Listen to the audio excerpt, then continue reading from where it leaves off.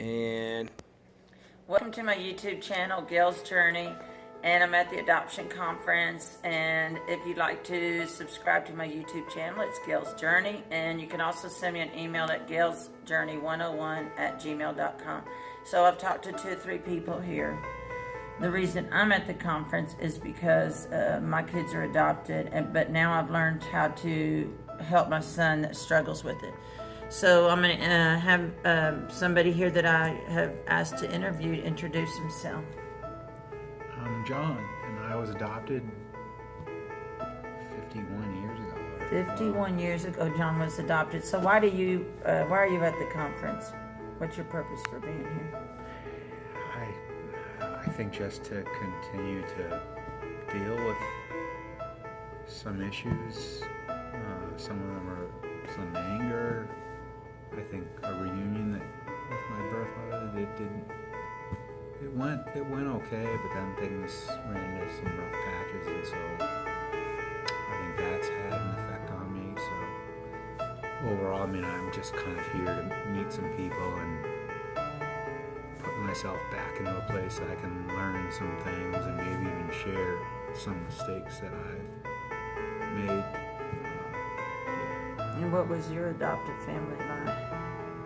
My adoptive family was great. Really great, open, honest, very supportive, loving, stable. I don't think they really knew a lot of the issues that I kind of kept inside,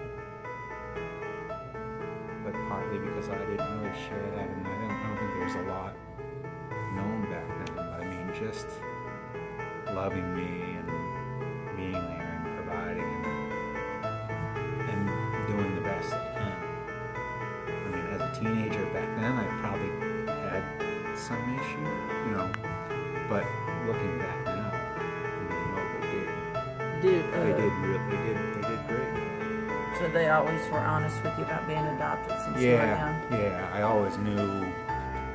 I think that I can remember, as early as I can remember, they told me. And partly because my mother's father was adopted, actually. He didn't find out till later in life.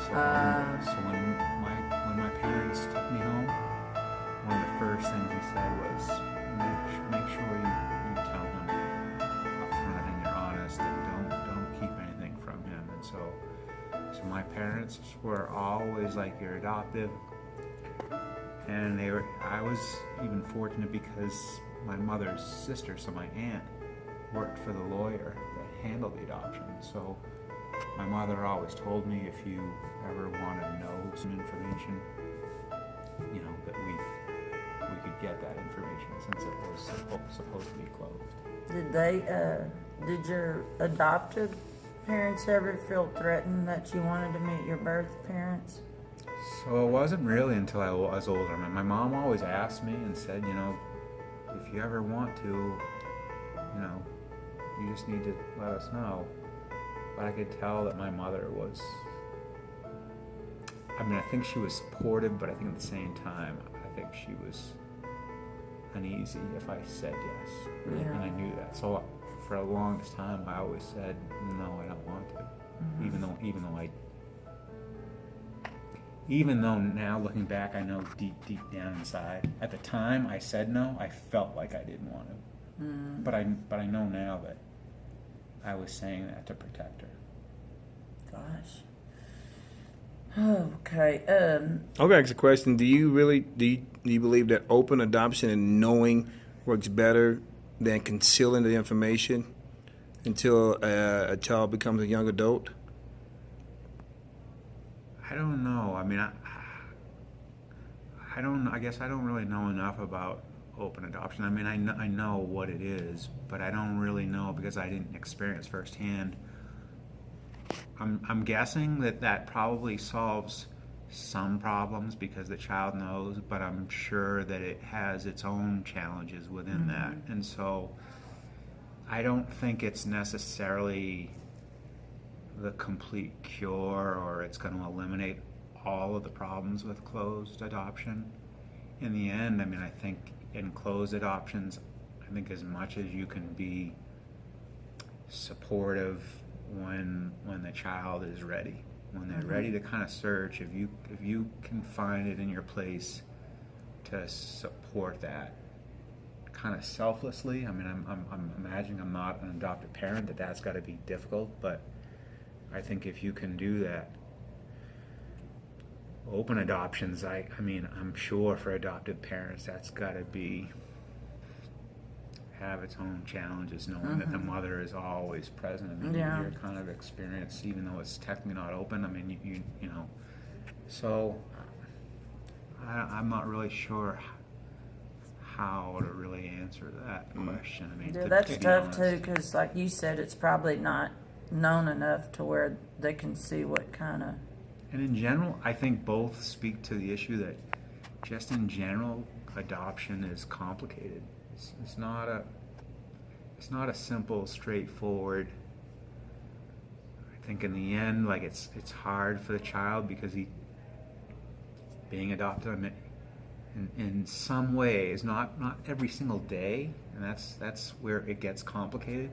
It's not like every single day, but you kind of sort of almost feel stuck between two families. Yeah. Like you're with your adoptive family and you love them for everything they give you, but at the same time you don't really want to feel like,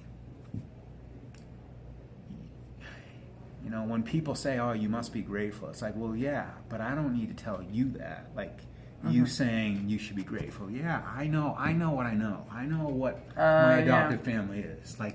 None of you guys are going to tell me that, so don't tell me that.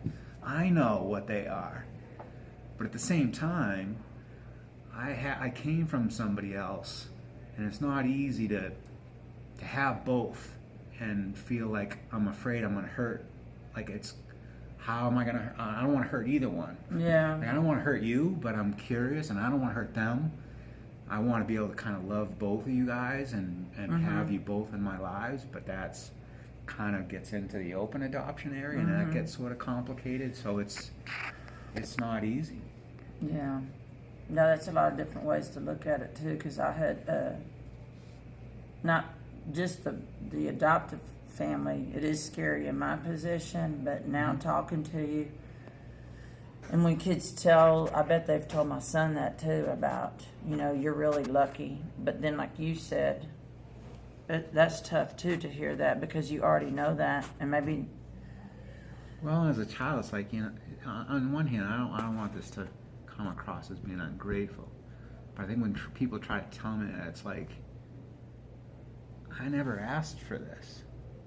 So don't you on the outside who don't know anything about it, don't be even sort of insinuating that I should be grateful, because you've never kind of been in my shoes, but at the same time, like, I didn't ask for this. I mean, I am grateful, but you don't need to hang that in front of my face. Yeah, like, plus they don't understand when they say that. Like when people say things like that or about the adoption, and I hear a lot of people say, because I'll tell them that my one son, sometimes he feels, you know, just kind of a outcast or not part of the family. And then I hear people say stuff like, well, everybody's really nice to him. I said, but you don't understand. It's not about you. It's about him being adopted.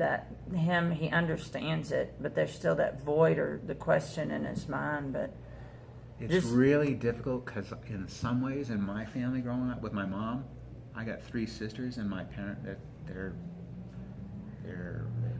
had them naturally, but I was kind of the favorite in my mother's eyes, and I never wanted. Oh gosh, yeah. I never wanted like that attention. I never wanted to be put on that pedestal. And all my sisters were like, "Oh, him, like, yeah, he can never do anything wrong." And I'm like, I just want to fit in. And I think that's like the challenge for adopted people, kids. Like, you just want to sort of blend in. Like, you don't want any attention drawn to you, so you don't want like be extra nice to him, because that kind of calls you out. You just, I mean, I know as a kid and a teenager, like, I just wanted to sort of quietly kind of blend in. I mean, with my family, I'm secure. I know what I have with them, but I don't need any special stuff that's going to draw extra exceptions for him. Oh, in this case for him, we don't, all the rules don't apply to him. Like, no, like, don't do that to me. Yeah, that's.